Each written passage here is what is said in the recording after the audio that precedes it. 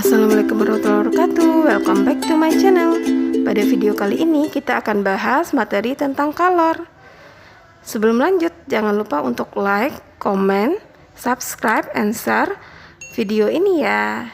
Yuk kita simak videonya. Assalamualaikum warahmatullahi wabarakatuh. Nah, pada video kali ini kita akan lanjut bahas materi kelas 11 tentang kalor. Nah, yang mau kita bahas adalah tentang kalor. Kalor itu kita lambangkan dengan Ki ya. Kalor itu lambangnya Ki, satuannya dalam Joule. Apa sih sebenarnya yang kalor? Kalor itu adalah energi yang mengalir dari benda bersuhu tinggi ke benda bersuhu rendah. Contohnya apa?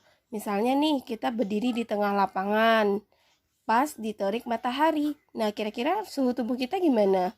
Kan bertambah kan, tambah panas. Artinya ada energi yang mengalir dari matahari ke tubuh kita. Berarti energi itu adalah kalor. Nah, kalor itu dapat menyebabkan dua hal. Yang pertama, dia dapat menyebabkan terjadinya perubahan wujud. Contohnya apa? Misalnya es, kita panaskan, dia jadi cair. Jadi ini, wujud ini, kita tahu kalau zat itu dia ada tiga. Ada zat padat, cair, dan gas ya, wujud zat. Nah, sekarang dia bisa berubah dari padat jadi cair, cair jadi padat, padat jadi gas, gas jadi padat, atau cair jadi gas, gas jadi cair. Apa nama prosesnya? Kita lihat dulu yang pertama. Yang pertama itu adalah padat, dia menjadi cair. Kalau dia padat menjadi cair, ini namanya adalah melebur atau mencair. Kemudian kebalikan nih, dari cair dia jadi padat. Contohnya air kita masukkan dalam freezer, dia jadi es ya. Berarti ini dia membeku. Nah, proses yang ketiga itu adalah cair.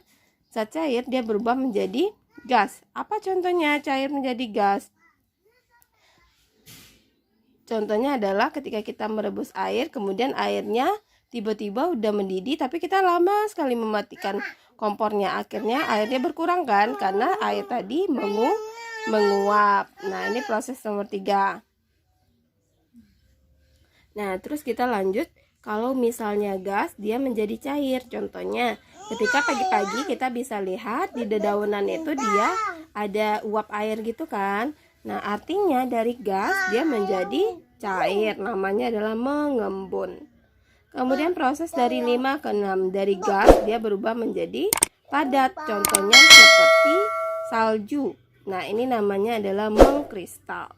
Sedangkan kebalikannya, dari padat dia berubah menjadi gas. Contohnya seperti kapur barus. Namanya menyublim. Jadi kapur barus itu kan dia padat tuh. Tiba-tiba pas udah lama kita taruh di lemari kita, kapur barusnya udah makin kecil.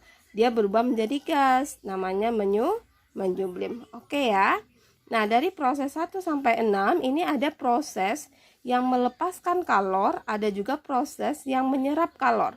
Kalau dia melepaskan kalor, ini ya, melepas kalor itu intinya gimana? Nah, gimana sih cara membedakan antara melepas kalor dengan menyerap kalor?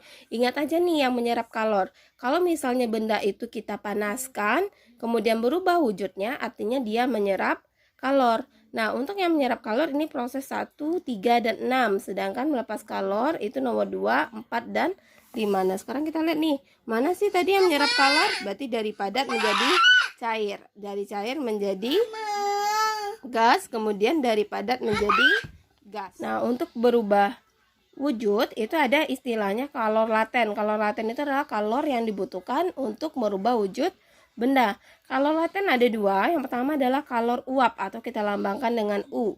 Dia merupakan kalor yang diperlukan untuk menguap. Nah, apa sih rumusnya? Untuk kalor uap, Ki itu adalah M kali U. M-nya massa, Q-nya kalor, U-nya ini adalah kalor uap. Cara mudah ngafalnya gimana? Ini Ki mau. Terus kalor lebur atau L, kita lambangkan dengan L. Ini adalah kalor yang diperlukan untuk melebur. Rumusnya apa? Ini Q sama dengan M kali L. Cara ngafalnya gimana? Ki malu. Jadi gampang ya, Ki mau, Ki malu. Oke. Nah, apa beda kalor uap dan kalor lebur dan gimana cara kapan kita pakainya? Kalau dia kalor uap, ini ciri-cirinya adalah saat suhunya 100 derajat Celcius. Berarti kita pakai rumus yang kalor uap. Sedangkan kalau dia kalor lebur, ini suhunya saat 0 derajat Celcius gitu ya. Nah, kita lanjut nih. Kalor itu dapat menyebabkan dua hal tadi kan. Yang pertama adalah perubahan wujud. Yang kedua itu adalah perubahan suhu. Jadi kalau benda dipanaskan, suhunya berubah menjadi lebih tinggi. Nah, gimana cara mencari besar kalornya? Pakai rumus Q macet.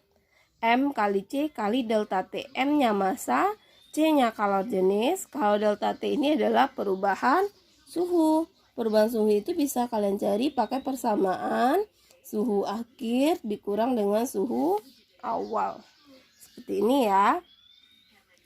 Nah, apa sih sebenarnya kalor jenis? Kalor jenis itu adalah kalor yang dibutuhkan untuk menaikkan suhu 1 derajat Celcius untuk 1 kg zat. Apa bedanya sih sama kapasitas kalor? Kalau kalor jenis nih sama kapasitas kalor lambangnya sama-sama C ya. Cuman kalau kalor jenis ini C kecil, huruf kecil. Kalau kapasitas kalor lambangnya C besar, huruf besar. Kapasitas kalor itu kalor yang dibutuhkan untuk menaikkan suhu 1 derajat Celcius. Jadi nggak pakai 1 kg ya. Nah, apa sih rumusnya untuk kapasitas kalor? C itu adalah Q per delta T. Q-nya kalor, delta T-nya perubahan suhu. Atau boleh juga kita cari pakai persamaan C, kalau kapasitas kalor ya, sama dengan M kali C kecil kali kalor jenis. Nah, yang paling penting itu dalam mengerjakan soal yang paling sering itu adalah soal yang tidak ada grafiknya. Jadi, kalau ada soal kita harus bikin grafiknya seperti gambar ini ya. Gimana sih cara kita menentukan dia pakai rumus Q macet kah, Q malu kah, atau Q mau? Lihat grafiknya. Ini ada grafik dari A ke B, kemudian ke C, ke D, kemudian dia di E ya. Gimana cara mencarinya? Dari A ke B. Ini kan terlihat ada perubahan suhu ya. Yang A ini negatif. Terserah lah ya, negatif berapa, pokoknya dia negatif. Kemudian di B suhunya berapa? Kita tahu ini 0 derajat Celcius. Dari A ke B ini terjadi perubahan suhu. Nah, kalau perubahan suhu rumusnya ya Q macet. Cuman C di sini karena dia di bawah dari 0 berarti dia masih S. Maka C yang kita pakai adalah kalor jenis S. Oke ya.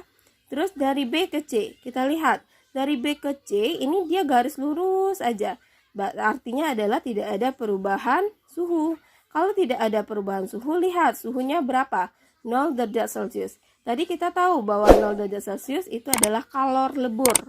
Berarti ini Q-nya itu adalah malu, M kali L. Terus kita lihat lagi yang C ke D. C ke D ini kan terjadi peningkatan ya grafiknya. Artinya terjadi perubahan suhu. Nah, lihat C ke D kalau perubahan suhu berarti Q macet. Apa yang membedakan dari A ke B dengan C ke D? Itu adalah kalor jenisnya. Kalau sudah di C ke D ini di atas 0 derajat itu udah menjadi air. Kalau udah jadi air, maka C-nya ini adalah kalor jenis air. Kemudian dari D ke E. D ke E ini garis lurus saja. Garis lurusnya kita lihat suhunya 100 derajat Celcius. Kalau 100 derajat Celcius artinya dia menguap. Berarti Q DE ini adalah M kali U. Saya. Terus kita lanjut nih. Poin berikutnya itu adalah azas Black.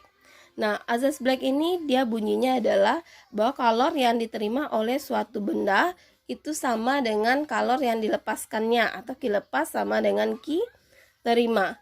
Ini Q lepas suhu tinggi ya. Jadi ciri-ciri yang melepas itu siapa? Yang punya suhu lebih tinggi. Ciri-ciri kalor yang menerima itu siapa? Yang suhunya lebih rendah. Misalnya nih dua buah benda kita gabung. Satunya es, satunya lagi air biasa. Pas kita gabung, maka yang terjadi suhunya menjadi lebih seimbang kan di antara keduanya. Tidak lebih panas, tidak lebih dingin. Berarti siapa yang melepas? Yang si air. Ya, siapa yang menerima? Yang es ya, karena suhu es pasti lebih rendah. Nah, yang pertama yang sering keluar itu adalah di soal ketika air itu dicampur dengan air. Kalau air dicampur dengan air, ini rumusnya Q lepas sama dengan Q terima. Karena ada perubahan suhu, berarti kita pakai Q macet ya. Cuman karena sama-sama air, ini kalor jenisnya bisa dihilangkan. Nah, kita anggap nih ini T1 kurang TC. Apa itu TC? TC di sini adalah suhu campuran gitu. Ya, TC ini adalah suhu campuran. Nah, kalau T1 ini kita anggap yang bagian suhunya yang tinggi karena dia melepas.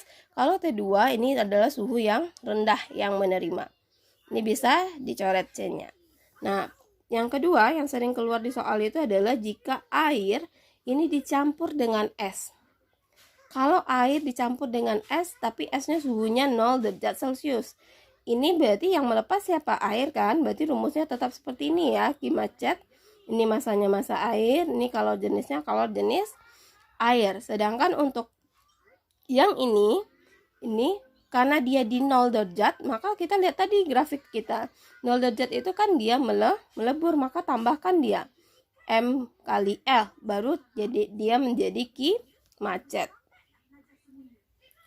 Ini ya. Terus yang ketiga, ini jika air dicampur dengan es tapi esnya itu bersuhu T derajat Celcius di bawah gitu ya, kayak gini. Ini ada air, kemudian ada lagi dicampur sama es yang suhunya di bawah 0 derajat Celcius. Maka yang melepas siapa? Tetaplah air ya. Satu proses seperti ini bagian atas, ini proses air. Sedangkan untuk es mana? Dia ada 3 perubahan, 1, 2, 3, baru sampai dia ke suhu campuran. Maka untuk Q terima, ini rumusnya jadi ini Q macet, ini Q ml, ini Q macet. Tapi ini beda ya. Yang C di bawah itu adalah kalor jenis es, sedangkan yang satunya lagi adalah kalor jenis air. Nah, gimana sampai sana paham materinya?